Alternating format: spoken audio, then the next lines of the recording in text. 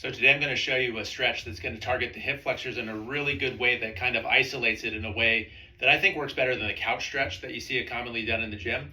And all you really need for this one is a door frame, because we're going to use this as a postural reinforcement.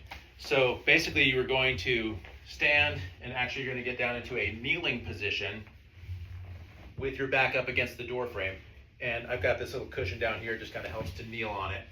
But I can start with my knee a little bit closer up, get into this kneeling position, and I'm going to make sure I've got good contact with my tailbone against the door frame, my shoulders against the door frame, and the head against the door frame. That's going to help keep me straight, because a mistake a lot of people make is when they start to feel this tightness, this tension in the hip flexor muscle up front, it starts to make you want to pull forward naturally to kind of reduce that tension. So you'll see people stretching their hip flexors like this, leaning forward and not really getting that.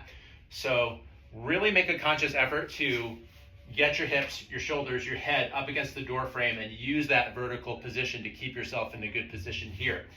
Now I've got my knee on the floor here, I'm supported on my front leg in here. And now as I really think about kind of tucking my hips under, I'm going to squeeze my glutes and push my lower back. Think about like pushing the lower back flatter to the door frame here. So once I get that, I'm really going to feel that stretch, really isolated in the front of the hip.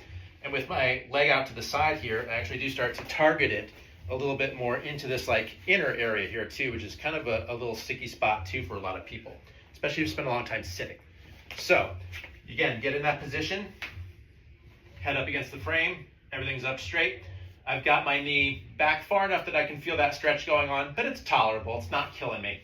I do that little squeeze of the glutes, tuck the hips back, kind of that little posterior tilt, and push everything into that position there. And just do a pulsing hold. I'm just going to hold that for about 5 or 10 seconds, and then I'm going to relax and let it go. So doing those 5 to 10 second pulses, I'm going to do that about 5 to 10 reps, so about a minute or two's worth of stretching, and then switch sides. Try it out.